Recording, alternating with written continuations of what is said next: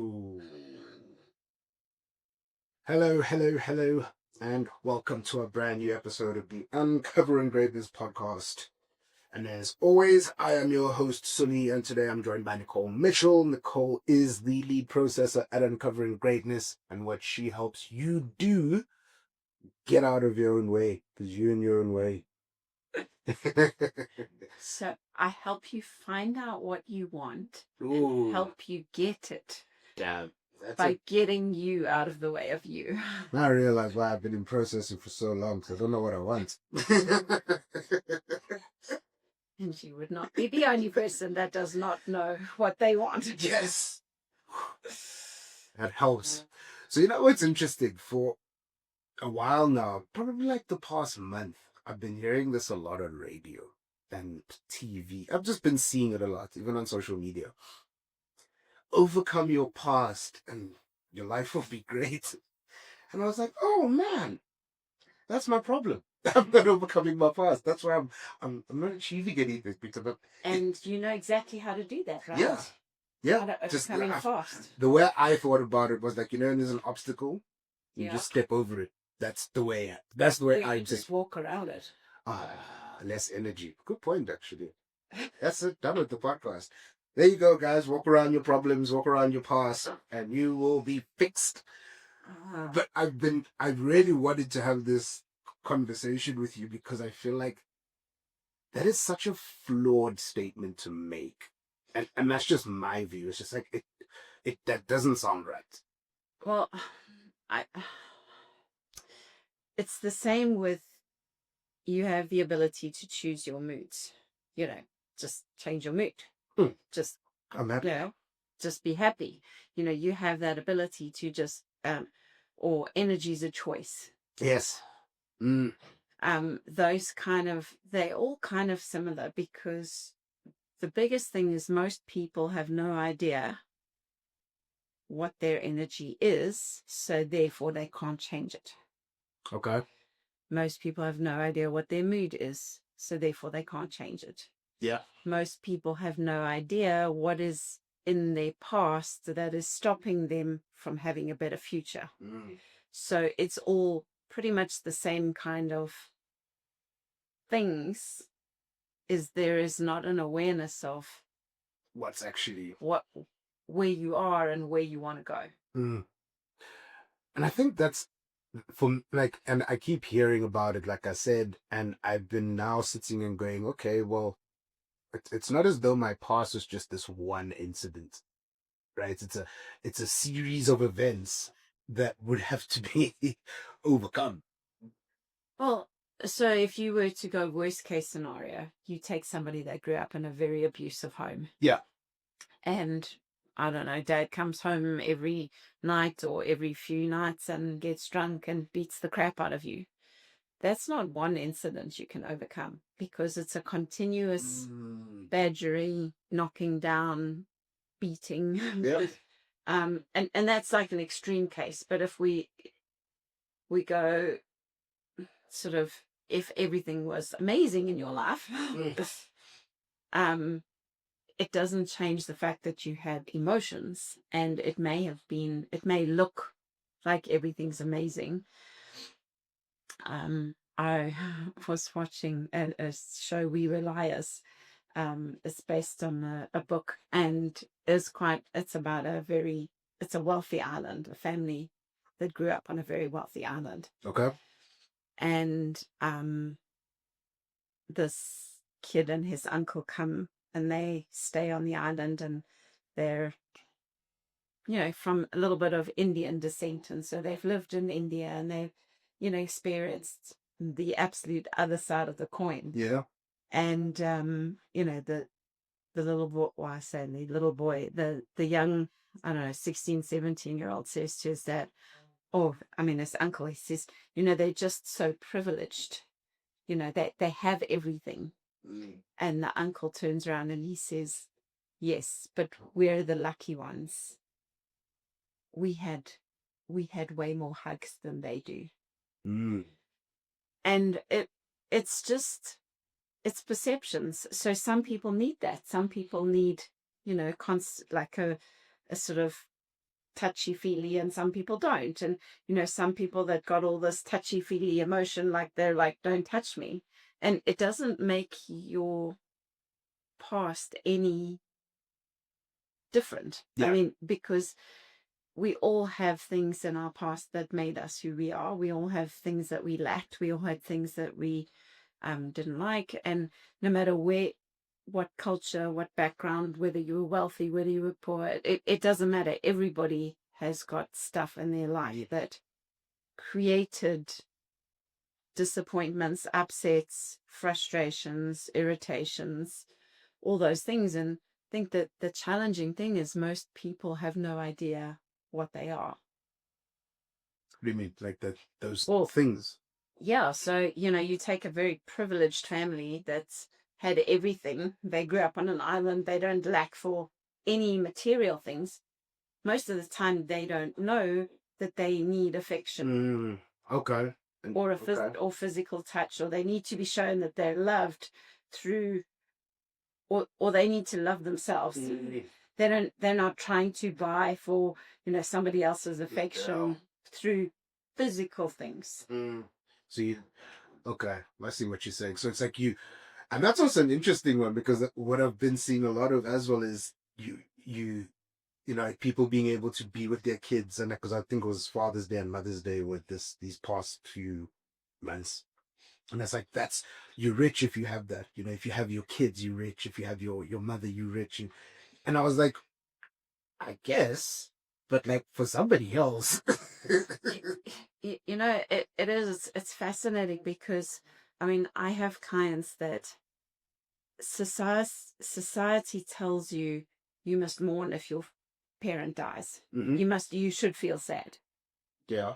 But if you grew up in that exact home that I spoke about in the beginning, with an abusive parent that beat the crap out of you, flippin' heck, what's wrong with celebrating that they died? That's a valid question. And I say that with all due respect, and because, everybody's different, but why should society tell you you should mourn your parents?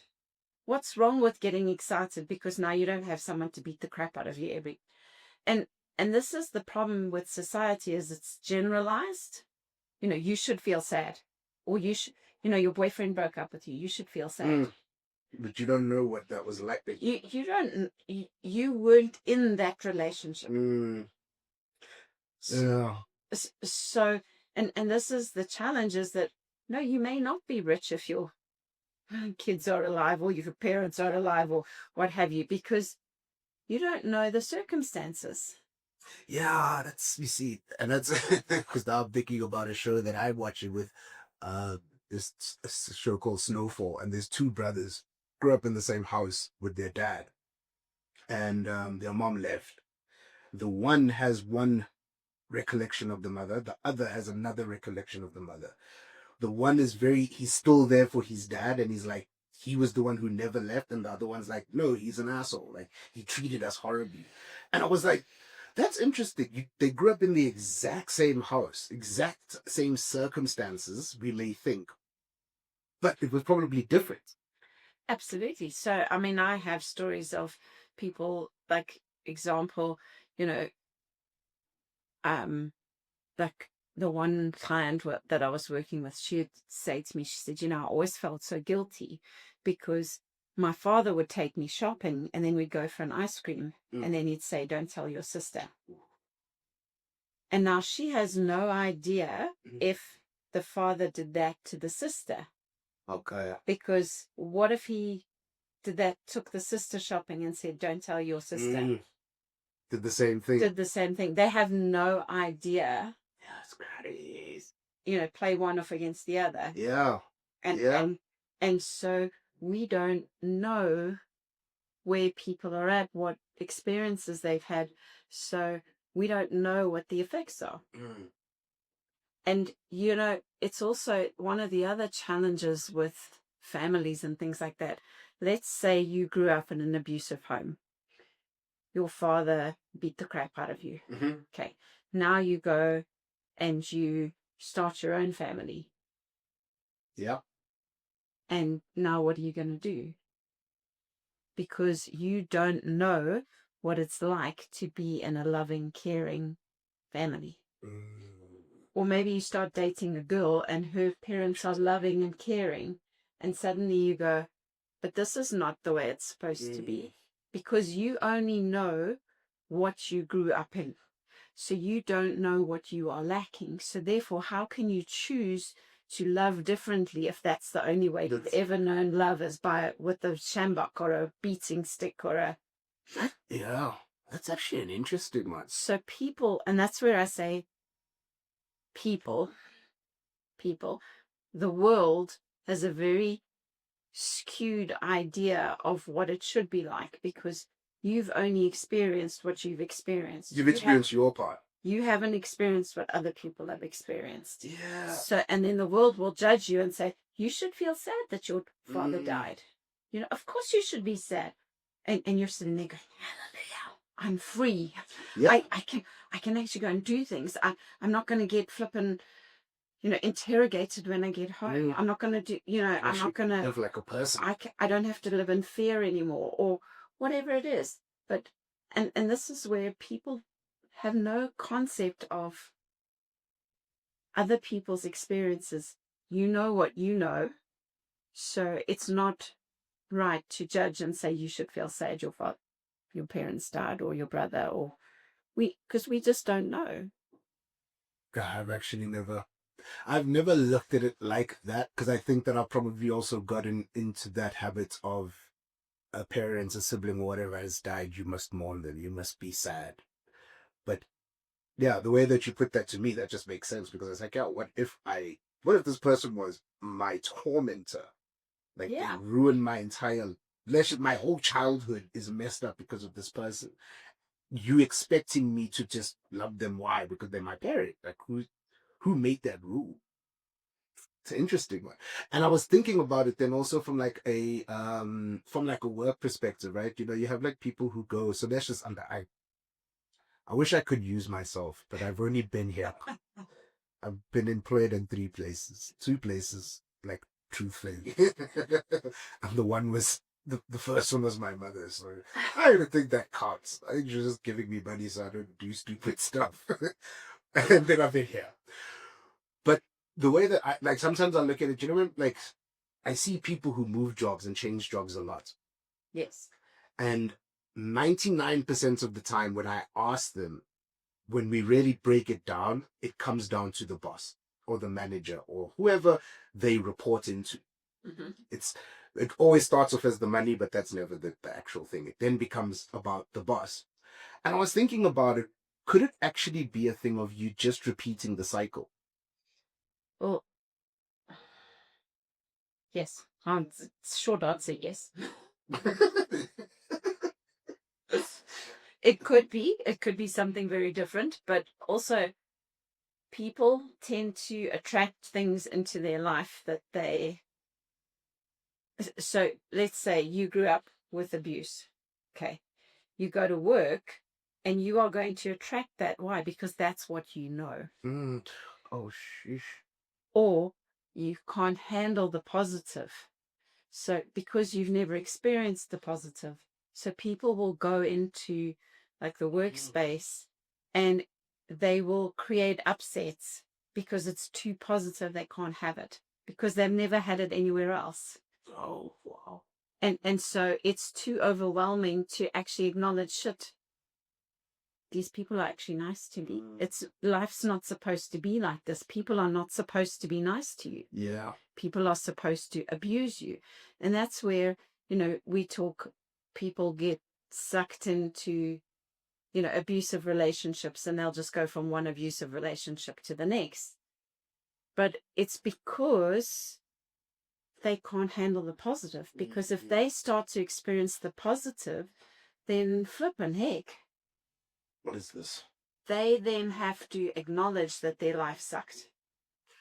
Ooh. And that for some people is too overwhelming to acknowledge that my parents sucked, this sucked, that wasn't great. So for some people, yes, it's a continuous cycle because they cannot have the positive. Why? Because they've never had it and they don't know. It's uncomfortable. because they've never had it before. So yes, they will look for issues and they will create issues to make it worse. And I think, see, that's why this goes back to the start of the way you reframed my intro of you is actually that, right?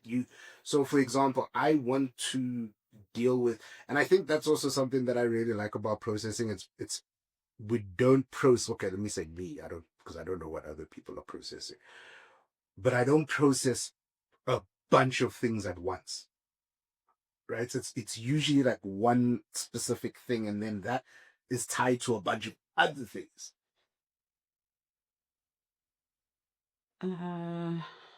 Possibly, yes. So I think there's a difference. The first thing is there's a difference between deaccessing and processing. Okay, what's deaccessing? So in terms of, let's say somebody has a shock, okay? You talk about the shock and you kind of go, yeah, this is what happened. Yeah, it was a shock. And you feel some relief. Yeah, okay. Okay. So you feel, oh, I feel better now that I've spoken about it. Mm-hmm. That's deaccessing, because all we've done is we've given you some relief so that you can cope. Got you. So we literally, it's like a windows open up. Or let's use a warehouse, for example. Okay. All the shutters in the warehouse are open and all the stuff's falling out. So what we do, we just close the shutters in the warehouse so that you can keep packing the warehouse. Okay. But it doesn't take away from the fact that those sort of, call them, each garage in the warehouse or a storage unit, each storage unit is still full of stuff. Yeah. You just close the door so that you can function and pack the next unit. Yeah. But when you process, Mm-hmm. you open the shutter door, you take everything out, you throw it all away, Yeah. and the storage unit is now clean. And one of the problems is too many people in the world today de-access, but they don't clean it out. So another example would be, let's say, take your bedroom, for example. Let's unpack it. Oof. So we go, okay, cool. We unpack it and we change the furniture around, Mm-hmm. but we repack everything back into a different place. Cool. What it does is it makes you feel better because it's changed. But it's still cluttered. But the clutter is still there. It's just neat. It's just neater. So you get let's say you get a new chair to put in your bedroom. Mm-hmm. But now because you haven't cleaned it out, you just repacked everything. It's still going to be awkward for you to put the new chair in the space. Yeah. So that's what happens when we de-access. People just move stuff around. They don't actually clean it up. With processing, you clean up those emotions, that stuff, and then it's gone for good. So, in terms of shocks, just by talking about it, yes, you may get some relief. It would be the same as unpacking your room. You repack it, it gives you some relief. But when that subject or that topic or that emotion comes up again, it's still going to affect you. So I'm going to make a statement that I am choosing to make. This is why processing is so much better than therapy. That's just my take. I'm not saying therapists are bad in any way, shape, or form. No, because everybody's different, and some therapists will give you the ability to look at things that you couldn't look at before. And just the fact that you can look at it now, you have got relief, you can keep doing what you need to do. So it's not bad, but it's important for you to understand there's a difference. Because when you clean something up and you've erased it, when you talk about it, you will be able to talk about it with anybody, anywhere, at any time. You don't feel anything emotional connected to it. Then you know it's clean. Yeah. But if you are still struggling, don't want to talk about it with that person, then you know it's not clean. No, or you avoid it, or you avoid certain things. It's not clean. It's just been reshuffled. yeah, and so the reason why I said what I said was because, like, for me, an immediate thought that popped into my head was something that I feel like I spent a lot of time processing, which then benefited me in terms of work, was picking up the phone or getting phone calls. Mm-hmm. I completely and utterly struggled with that, and I remember going to, like, being in therapy and talking about it because it was something that had to do with my mother, who used to call me and rip into me for no apparent reason. Not all the time, just sometimes. And I then had this thing with the phone. That's why it was easier for me. I think that I also honestly believe that's why I got into social media, because that meant that I never had to use the actual phone. I could communicate with my fingers. And then I processed it a few times, and now I have no problem picking up the phone. I mean, pick up the phone. Like, I'm not saying I want to do it. I'm just saying, like, like you just said, the feeling or the emotions or any of those things don't come up anymore when I pick up the phone to make a call. If I pick up a phone and the person on the other end is, a lead, for example, and they're an asshole, it's just like, okay, fine, whatever, bye, thank you. I won't call you again. Whereas before, That would knock you for six. now it's Like, 2 days. picking. 2 days, I'm gone. I'm not picking up the phone. Forget about it. Get somebody else to do it. And and I think that's in terms of what you explained around, like, the difference between de-accessing and processing. I think that's what it is. And I think that's, for me, I feel like maybe it was my therapist at the point in time that probably just did more de-accessing than Yeah, cleaning it up. talking about stuff, and this is where a lot of therapies are surface level. So they clean up present time. So, okay, so I'm not getting along with my boss. Okay. And then they clean it up so you get along with your boss. But then something will change. And then the next person, you get a new boss and then you don't get along with them for the exact same reasons. Yeah. And you're not going to the cause or the root of the issue. You're just cleaning surface level. And that's where that de-accessing, it cleans surface level so that you can keep functioning, but roots keep growing. And that's the thing. That's like that. I think that's also where, like, in terms of this, like, that, I feel like that's where the phrase "history repeats itself" comes from. Yeah, it does. But it's like a weed. If you cut your grass and you leave the roots in, the weeds are still going to come up and they're still going to keep growing. But pull the root of the weed out. Kill the root. Kill the weed. You eradicate it. You get rid of it. And that's one of the big challenges with processing, is that it's hard Yeah. to pull the root out. It's way easier just to chop the top off. It is. Yeah, you feel better about it. But I think of those, like, sort of clover things that I have in my garden. They, like, the roots spread, so you get it's a little, like, 3-leaf clover, green. Oh, no, I know what you're talking about. I didn't know that it had all of that. I just thought it was like a little thing. Yeah, but you watch it. If you watch how it grows, the leaf stretches out and it then puts another root down. So you then go and cut it. You've now got 2 roots.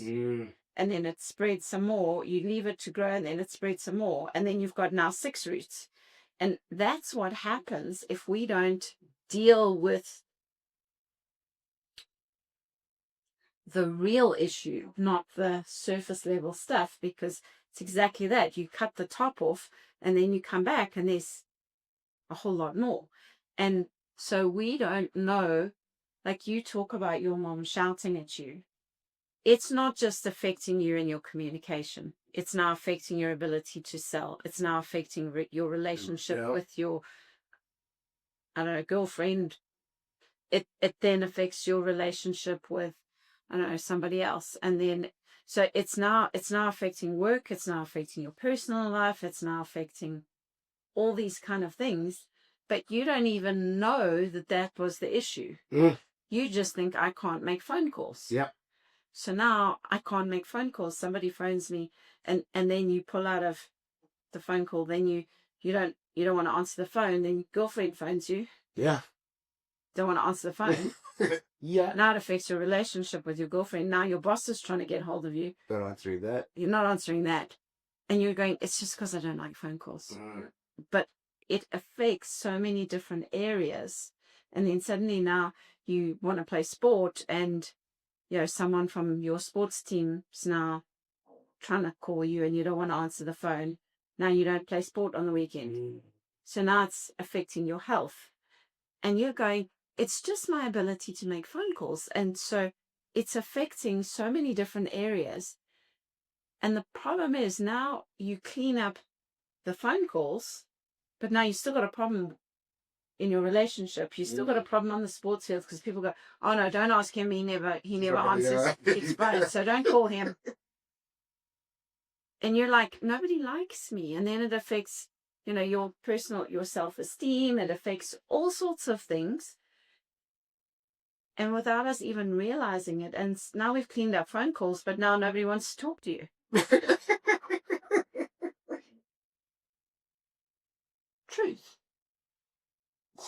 And that's exactly what happens with issues. So, sort out your past and it'll clean up your future. Absolutely. But if you don't know what you're sorting out or what you need to sort out, because how on earth are you going to connect your mother shouting at you to phone calls if you don't know that? Yeah. You haven't worked it out in 22 years that was the issue. Well, what makes you think you're going to work it out in the next 22 without somebody helping you or somebody giving you some advice? And that's where, yes, therapists are great and they can link that for you. Some of them can, some of them may not be able to, and some of them, everybody's different, but it's just understanding that when you can get to the root cause of it, it can significantly impact all areas in your life without you realizing. And the same is true vice versa. You clean up that mom shouting at me, and suddenly your relationships get better. Your ability to perform at work gets better. All those things, that has a ripple effect in a positive too. I think that's actually so true, because like the moment I started to clean it up and was cleaning it up, and I mean, she had moved to the UK at the time, which meant that I can't just see her now, so we have to speak on the phone. So I had to improve. It wasn't, and that was also the thing. It wasn't a her thing. It was a me thing. So I had to figure out how I'm going to deal with it so I could speak to this person on the phone.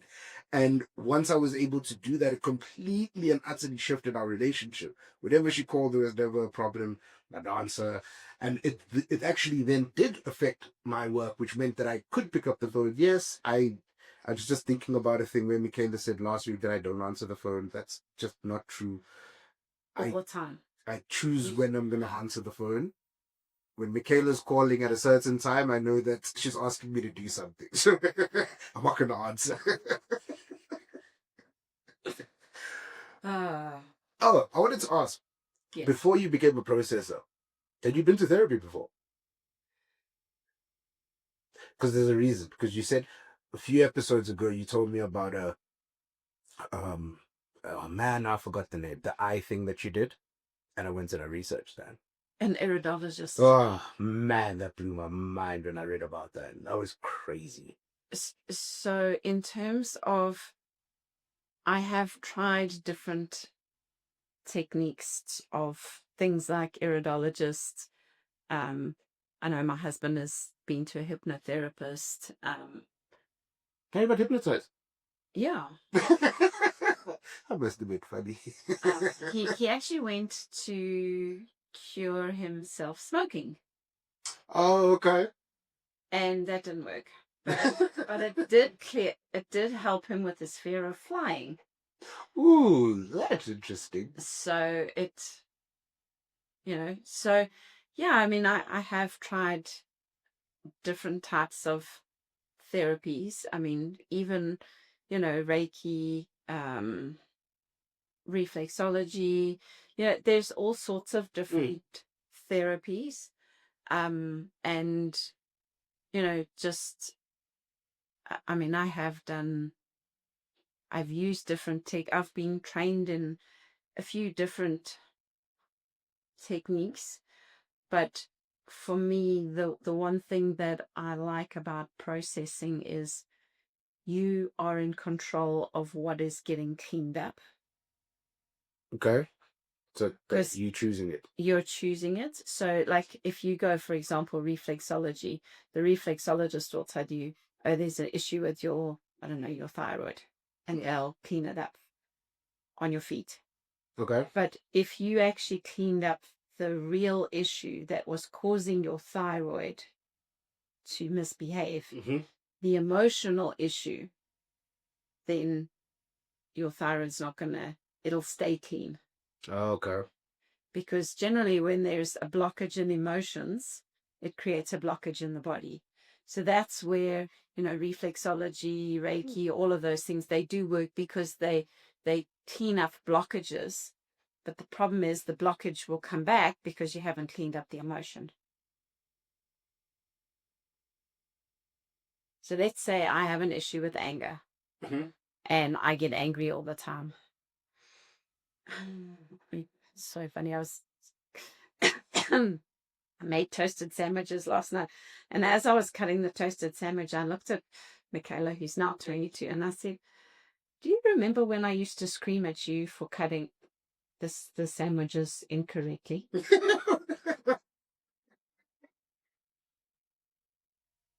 No jokes.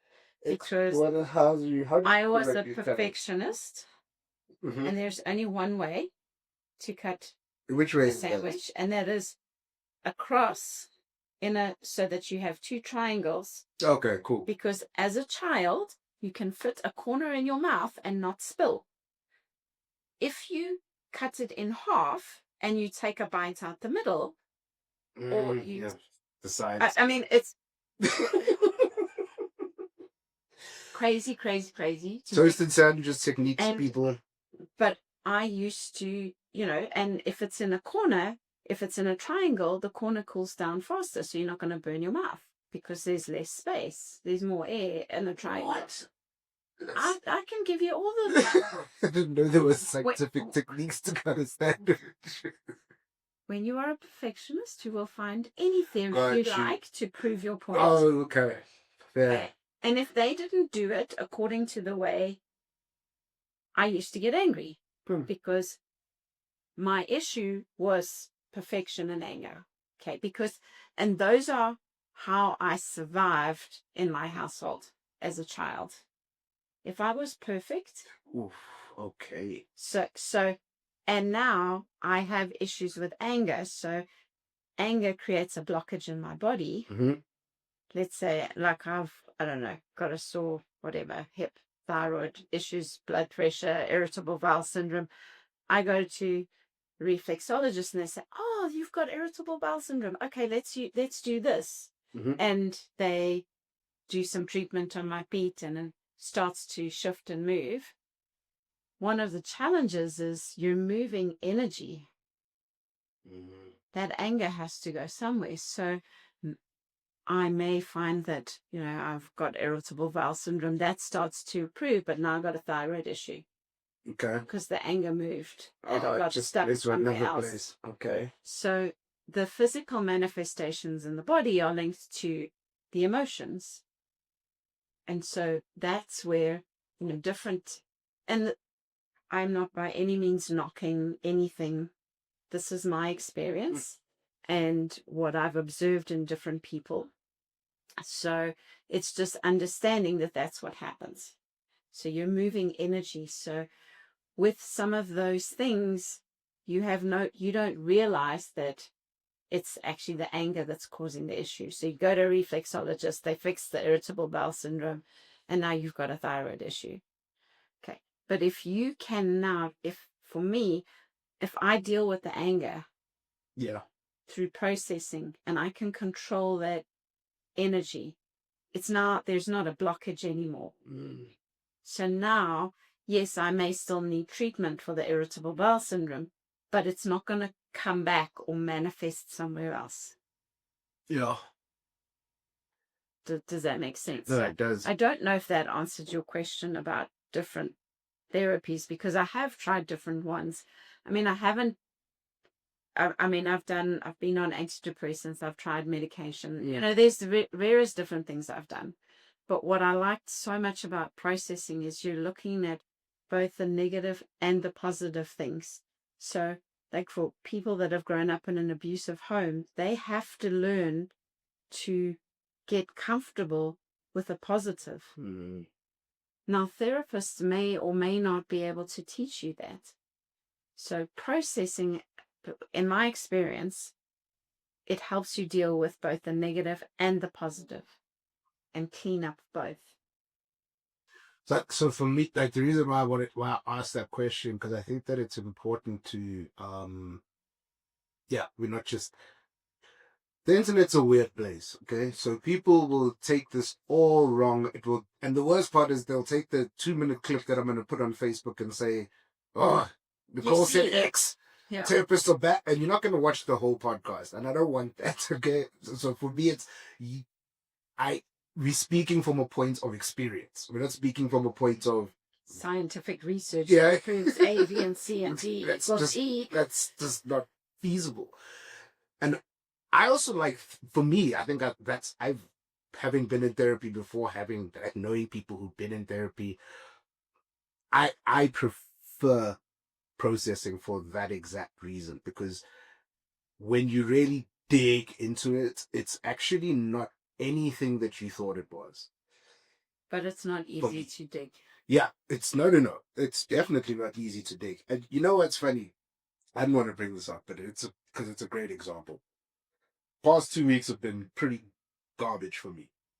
Mm-hmm. And I was like, I know why it's garbage, but actually I don't know why it's garbage. I have this idea as to what it could be.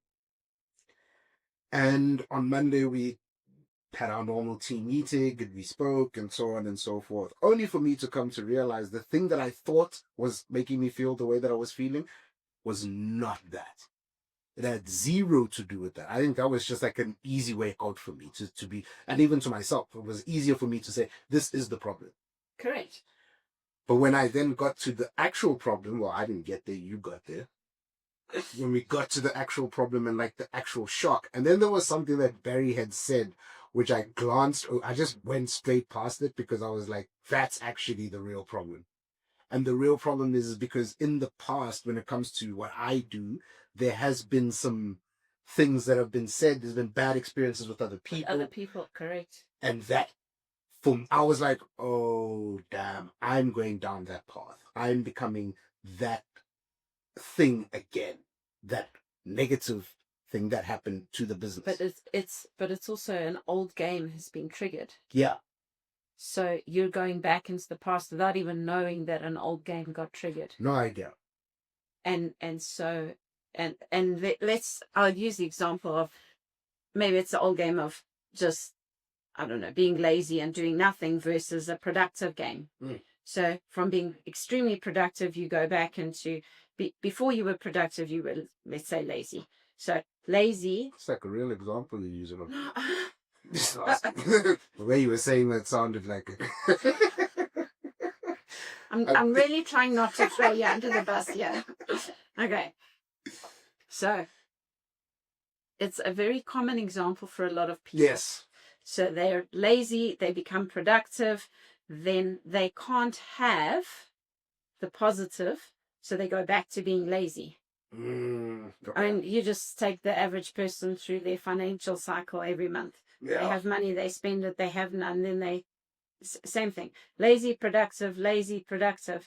Why? Because they're not used to having, so they've got to, or it's uncomfortable to have, so we go back to lazy. And we recreate an old game that worked somewhere in the past. Yeah. And it could have been just something as simple as, you had, I don't know, too many sweets at school and the kids made fun of you. So you don't want to have too much because I'll get made fun of. Yeah. So it's better to be lazy than to have too much. No, so so the cycle repeats itself. Spot on. And it's the old game that and it gets triggered in various different ways.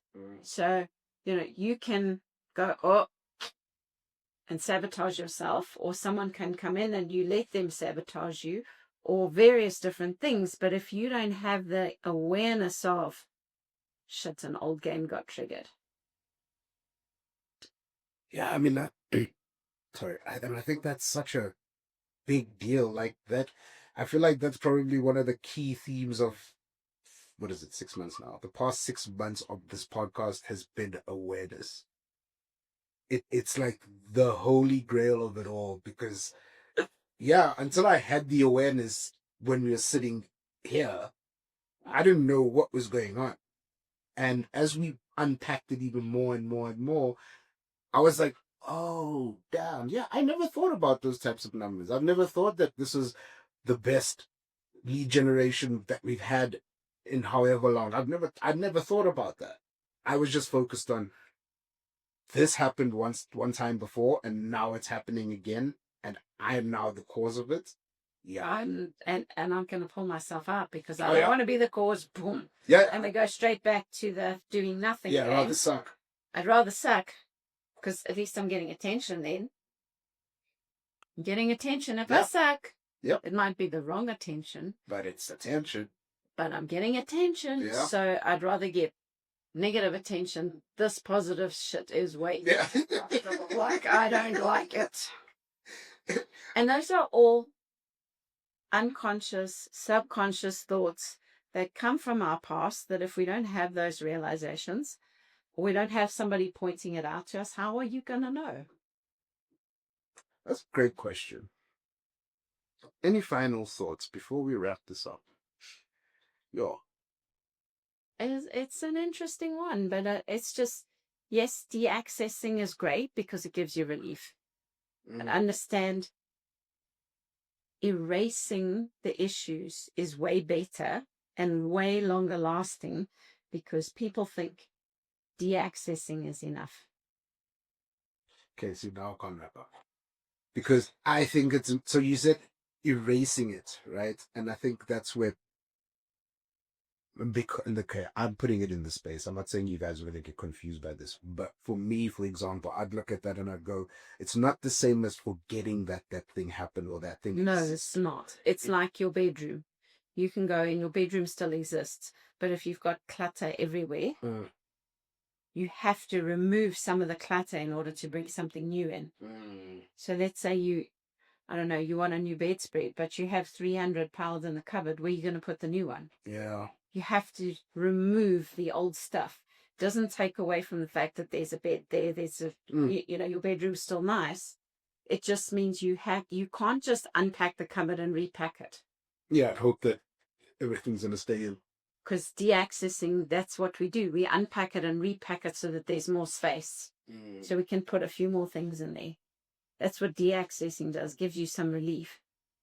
But when you truly process it, you take, I don't know, 50% of the crap out of the cupboard, throw it away, and now you have space.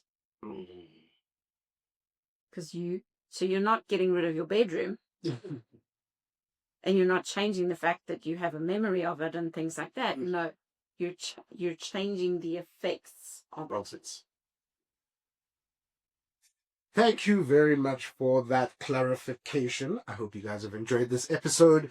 For any of you who are in the Gauteng area, we have a Drop in Your Hangouts happening on the 10th of July at the Fat Ginger. $550 gets you in 2.5 hours of incredible teaching and meeting other business owners and entrepreneurs who are, yeah, on the same journey as you. And I think something you had said, which is actually so important, is like, if nobody's pointing things out to you or nobody's helping you gain awareness, how would you know?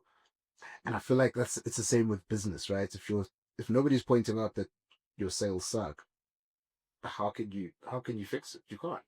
It's impossible. So that is Entrepreneur Hangout on the 10th, and then on the 11th we have a free Ignite Your Sales event happening at Corporate Conference Center in Edenville. I will put all the details in the description and you guys can check that out. You can book your seats. Ignite Your Sales is free, 1.5 hours of incredible teaching around sales and business. So yeah, if you're available, please do join us for that. And that's that. Cool. This has been another episode of the Uncovering Greatness podcast. We hope you guys have enjoyed it. We hope you guys got value. If you have, please give us a comment. Leave us a comment. Don't forget to subscribe. And we'll see you guys next week. Bye.